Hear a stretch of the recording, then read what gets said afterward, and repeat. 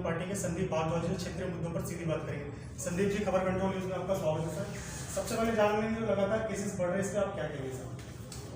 देखो, जो लगातार केसेस बढ़ रहे हैं और सरकार इसके प्रति सचेत है और अभी एक इन्होंने डायरेक्शन दिए हैं कि जिसमें ऑडियो सिस्टम लागू किया है कि जिसमें कि जो है वीकेंड का भी आज सिसोदिया जी का है। तो ये ज़रूरी है क्योंकि पूरा लॉकडाउन होने से तो सभी लोग सतर्क रहें, सचेत रहें और नियमों का पालन करें। मैं भी बोलने के लिए इसको हटाया मैंने, मास्क पहन के आप रखें, हाथ धोते रहें, तो वही इसका इलाज। और सरकार बहुत गंभीर है इसके लिए, पूरी पल पल की चीज़ों में नज़र है। सत्येंद्र जैन जी का भी आज सुबह बयान आया था, हेल्थ मिनिस्टर हमारे दिल्ली के, और इनका पूरी नज़र है हर चीज़ के ऊपर। और बाकी तो देखो, पब्लिक को खुद भी अवेयर होना है और सरकार तो ऊपर से डायरेक्शन दे सकती है, उसका जो पालन है वो हम लोगों को करना है। तो जनता इसका जितना पालन करते इसी तरीके से ओमिक्रॉन को हम हरा सकते हैं। और यही एक सोल्यूशन है कि आप सोशल डिस्टेंस का पालन करें, जो भी सरकार नियम है उसका अपना पालन करें। सर, ये भी देखा गया है जब चुनाव आता है तब तक कोरोना आ जाता है। यूपी में कोरोना नहीं है, दिल्ली में कोरोना है, ऐसा क्यों? देखो, जब चुनाव आता है कोरोना का ऐसा नहीं है, कोरोना एक अलग तरीके से आ रहा है। हाँ, ये है कि जरूर है कि पश्चिम बंगाल में जो कोरोना था उस वक्त भी जो नियम थे लागू थे वो जनता के लिए थे, और जो राजनीतिक पार्टियां हैं वो जो है नियमों का पालन नहीं करती और रैली खूब दबाके करती हैं। तो सिर्फ चुनाव के बीच में जो है ना, ये ऑनलाइन सिस्टम होना चाहिए, रैलियों पे भी कंट्रोल होना चाहिए। जो नेता बताते हैं कि जी आप तो नियमों का पालन करें, और ऐसा ना हो कि वहाँ पे इकट्ठी भीड़ हो जाए जैसे पश्चिम बंगाल में, उसके बाद वही चीज़ें देश में फैलती हैं। तो नियमों का पालन सख्ती से, कड़ाई से चुनाव आयोग भी राजनीतिक दलों को भी कराए और जनता भी इनका पालन करे, और तभी ये कोरोना से जान बच सकती है। मैंने देखा सर, बाहर आपने कैंप लगा रखा है, किस चीज़ का कैंप है सर? ये लेबर कार्ड बनाने का कैंप है। ये हमारे जो विधायक हैं, हमारे मुख्यमंत्री क्षेत्र के विधानसभा के शिवचंद्र गोयल जी, उनके सौजन्य से, और जो हमारे श्रम मंत्री हैं मनीष सिसोदिया जी, उनके मार्गदर्शन पे ये कैंप हमारे चल रहे हैं। इसमें क्या है कि कई लोग जो लेबर कार्ड जो है ना, वो सरकार उनको काफ़ी सुविधाएं देती है, पर लेबर कार्ड के लिए काफ़ी सारे लोग अनाप शनाप पैसा ले लेते हैं, और लेबर कार्ड के नाम पे वो जो है अपना ही आइडेंटिटी कार्ड कोई दे देते हैं, तो गरीब लोगों को समझ में नहीं आती है। तो विधायक शिवचंद्र गोयल ने हमें पिछले साल कहा कि आप इस काम को आप करो, और हम लगातार ये कैंप लगा के चल रहे हैं। एक NGO है उत्तम नगर की, उनके सौजन्य से उनका स्टाफ आता है, लेबर कार्ड ये बनाता है, और इसमें जो फीस है, क्योंकि स्टाफ का खर्चा भी और सरकार को भी कुछ फीस देनी पड़ती है, फोटो भी खींचती है, तो 200 रुपये फीस निर्धारित कर रखी है और 50 रुपये फोटो के। तो इस सुविधा का काफ़ी लोग फायदा उठा रहे हैं। और ये 10,000 कार्ड हम एक साल में बनवा चुके हैं। लेबर कार्ड का बेनिफिट ये है कि जो श्रम विभाग है दिल्ली सरकार का, जो वहाँ पे लेबर के लिए फंड्स होते हैं, वही फंड्स जो है इन लेबरों को मिलते हैं। जैसे कि लेबर कार्ड बनवाने से फ़ायदा ये होता है कि आपको जो है हर 3 साल के बाद आप अपने औजारों के नाम से आप 20,000 तक का लोन सरकार से ले सकते हो। और जिसका लेबर कार्ड है उसने लड़की की शादी करनी है तो 51,000 रुपये सरकार देती है। लेबर कार्ड जिसके पास है, जिस फैमिली के पास लेबर कार्ड है, और उसको जो है प्रसूति का खर्च 30,000 रुपया वो सरकार देती है। जो ये लेबर है, अगर खुदा ना खासा डेथ होती है तो उसमें क्या है कि आपको जो है उसके परिवार को 1 लाख रुपये सरकार से मिलता है। अगर डेथ एक्सीडेंट से होती है तो 2 लाख रुपये मिलते हैं, क्योंकि ये लेबर है, इन व्यवस्थित लेबर है, ये अपना इनकी कोई इंश्योरेंस भी नहीं है, कुछ भी नहीं है, तो सरकार की तरफ से उनको काफ़ी फायदे होते हैं। पिछले साल जब कोरोना हुआ था तो उस वक्त लॉकडाउन में 10,000 रुपये सबके खातों में सरकार की तरफ से आए थे, दिल्ली सरकार की तरफ से। और इस साल भी काफ़ी लोगों ने बताया कि 5-5 हज़ार रुपये उनको जो है दिल्ली सरकार की तरफ से सभी वर्ग के लोग बनवा रहे हैं। ये जो सभी वर्ग के लोग बनवा रहे हैं, जो कारपेंटर हैं, जो प्लम्बर हैं, जो फुटपाथ पे जो लेबर बैठती है, जो पेंटर हैं, और जो ये दिहाड़ी मजदूर हैं। और इस लेबर का फायदा ये है कि इसमें जो है आपका आधार कार्ड अगर गांव का भी है, पहचान पत्र अगर आपका गांव का भी है, तो भी ये कार्ड बनते हैं। इसके लिए दिल्ली के पहचान पत्र की भी जरूरत नहीं है, सिर्फ आपको आधार कार्ड के साथ एक प्रूफ देना होता है कि मैं इस जगह पे रह रहा हूँ। चाहे वो बिजली का बिल चाहिए, चाहे वो झुग्गी का हो, चाहे किसी मकान के किराए का हो, तो बड़ी आसान सुविधा है और ऑनलाइन ही बन जाते हैं। कहीं इसके लिए भीड़ में धक्के खाने की जरूरत नहीं पड़ती है, ऑनलाइन सिस्टम है सारा। पूरी दिल्ली में बनाए जा रहे हैं सर?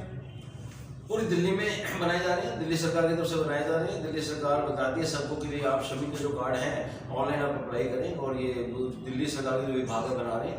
हम लोग तो सिर्फ एक माध्यम है, एक चेन है कि लेबर को सरकार के साथ जोड़ने की कड़ी है कि भी जिसमें अपना यहाँ पे स्टाफ बैठता है वो एनजीओ की तनख्वाह देती है और एक नाम मात्र फीस रखी हुई है जिसके ऊपर जो है इनकी लेबर के कार्ड हम बनाना एक साल में तकरीबन 10,000 लेबरों के कार्ड हम बनवा चुके हैं मोतीनगर विधानसभा। आपसे भी जानेंगे तो दिल्ली सरकार द्वारा जो मधुशाला खोली गई दिल्ली के सभी वार्डों में, क्या आपको लगता है कि सब तक ठीक है? मधुशाला जितनी पहले थी उतनी मधुशाला अब है। फर्क सिर्फ इतना हुआ है, फर्क सिर्फ इतना हुआ नहीं, वो तो जो भी स्कूल के पास अगर है तो पर्टिकुलर आप मुझे बताओ कि किस स्कूल के पास कौन सी है, खाली हवा में बात करने से कुछ होगा नहीं। लेकिन मैं ये बता रहा हूँ कि जो वाइन एंड बियर शॉप जो पहले थी उतनी ही संख्या भी है।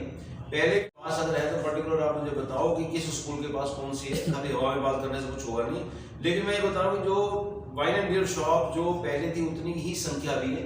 पहले भी लगभग 800 की संख्या में थी, अब भी सिर्फ 800 की संख्या में। फर्क इतना हुआ कि पहले जो थी इंडिविजुअल दुकान को लाइसेंस मिलते थे और उसमें की राजस्व जो है उसमें चोरी होती थी और सरकार को पूरा राजस्व प्राप्त नहीं होता था। तो सरकार ने इसमें जो है मेन जो है 8-10 जो कंपनियां हैं उनको नीलामी में जो अधिक से अधिक बिड जो लगाएगा उसको ये ठेके दिए हैं। और इसमें क्या है कि हर वार्ड में 3, पहले किसी वार्ड में 5 थे। आप एनएस भी जाओ, नेहरू नेताजी सुभाष पैलेस, वहाँ पे मैं देखता था कि एक ही जगह पे 5-7 दुकानें हैं और कहीं पे है ही नहीं। हमारे अगर बात करें मोतीनगर की तो रमेश्वर वार्ड में एक भी दुकान नहीं थी और रिजोरी गार्डन जो सामने एक दुकान है, फिर दुकान तिलकनगर थी। अब ये डिस्ट्रीब्यूशन सिस्टमेटिकली तरीके से हुआ आबादी के हिसाब से कि एक वार्ड में 3 शॉप हो, लेकिन संख्या वही 800 की है। हाँ, ये जो धरने हो रहे हैं, ये जो जाम लग रहे हैं बीजेपी वाले जो कर रहे हैं, इसका कारण ये कि पहले इंडिविजुअल दुकानों में इनके अपने लोग जो थे वो ठेके उन्होंने ले रखे थे। तो मैं तो ये कहता हूँ कि भाई पहले ठेके बीजेपी वालों के थे, उनको नहीं मिले, अब ओपन बिड में मिले हैं और सरकार ने संख्या उतनी बनाई है। और पहले 3,000 करोड़ का रेवेन्यू इकट्ठा होता था और अब इस पॉलिसी से 10,000 करोड़ का इकट्ठा हो रहा है। तो सरकार को फायदा हो रहा है, सरकार को फायदा होता है तो जनता में ही पैसा लगता है। तो अगर कोई पहले लोग कच्ची शराब पी लेते थे, उससे मारे जाते थे। हाँ, मैं तो ये कहता हूँ कि आज भी जहाँ पे कोई कच्ची शराब, अवैध रूप से शराब की बिक्री अगर हो रही है, उसके लिए धरना देना चाहिए। और अगर आप शराब बंदी की बात करते हैं तो समाज जो जिसको लेना है उसको कम से कम चीज़ अवेलेबल हो, इसमें कोई दिक्कत नहीं है। कई सालों से ये चीज़ें चल रही हैं। जिस स्टेट में भी शराबबंदी हुई है वहाँ पे 2 नंबर से बिकती है। तो सरकार को रेवेन्यू मिल रहा है, सिस्टमेटिक तरीके से सारे काम हो रहे हैं, तो इसमें कहीं भी कोई दिक्कत किसी किस्म की नहीं है। और ये जो चीज़ें हैं प्रक्रिया चल रही है, अननेसेसरी किसी भी चीज़ का विरोध करना, पहले विरोध के तथ्यों को जान तो लें कि अगर उसमें कोई ऐसा है कि हाँ पहले दुकानें 800 थी और 800 और आ गई हूँ, या 800 की 2400 हो गई हूँ, या 800 की 1000 भी हो गई हो, तो आप शोर मचाओ, जितनी संख्या पहले उतनी संख्या। हाँ, रेवेन्यू जरूर बढ़ रहा है। अब रेवेन्यू बढ़ने से मेरे ख्याल से कल यहाँ पे चक्का जाम भी हुआ, दिल्ली में किया, लेकिन वो 10 मिनट के अलावा पब्लिक साथ में नहीं है। पब्लिक हर चीज को जानती है। सब कार्यकर्ता थे दिल्ली कार्यकर्ता भी देखो पब्लिक ही है, लेकिन पब्लिक होती है जब पब्लिक में किसी चीज का विरोध हो। पब्लिक में विरोध नहीं है, वो सरकार को, दिल्ली सरकार को जानते हैं, केजरीवाल जी के कामों को जानते हैं और केजरीवाल जी के ऊपर जनता का भरोसा है और वो कोई भी ऐसा निर्णय ले ही नहीं सकते जो जनता के खिलाफ जाता हो। इसलिए जनता को भरोसा दिल्ली के अरविंद केजरीवाल सरकार पे, और ये अनाप शनाप के धरनों से कुछ होने वाला नहीं। 22 के लिए कुछ मैसेज देना चाहेंगे सर? 2022 के मैसेज ये है कि दिल्ली की जो जनता परेशान है एमसीडी से, जो कूड़ा नहीं उठाते हैं, जो ये आवारा पशुओं की समस्या है, जो कुत्ते काटते हैं उनके लिए कुछ नहीं करते वो समस्याएं हैं, जो खतों के बाद कूड़ा पड़ा रहता है उनकी समस्याएं हैं, जो ये डेंगू के सीजन में छिड़काव नहीं कर पाते वो समस्याएं हैं, जो ये कोरोना के टाइम में सैनिटाइजेशन नहीं हो पाता वो सारी समस्याएं जो एमसीडी के कार्य। एमसीडी के पार्कों का बुरा हाल है, एमसीडी की सड़कों पे बनना तो रिपेयर भी नहीं हुई, उस चीज़ों से लोग परेशान रहे। बरसाती नाले कागजों में साफ होते रहे, बरसाती नाले कभी धरातल में साफ नहीं हुए, उस चीज़ों से लोग परेशान रहे।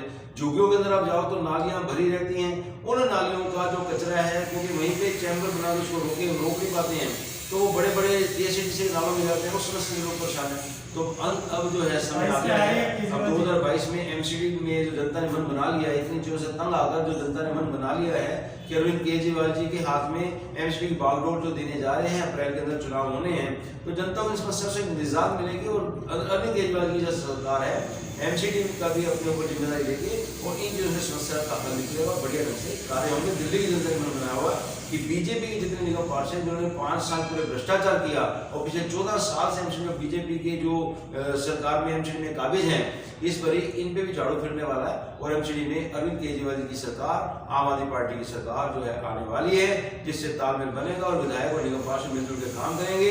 और जैसे दिल्ली सरकार के स्कूल बढ़िया हो गए, ऐसे एमसीडी के स्कूल भी बढ़िया होंगे, एमसीडी के पार्क भी बढ़िया होंगे।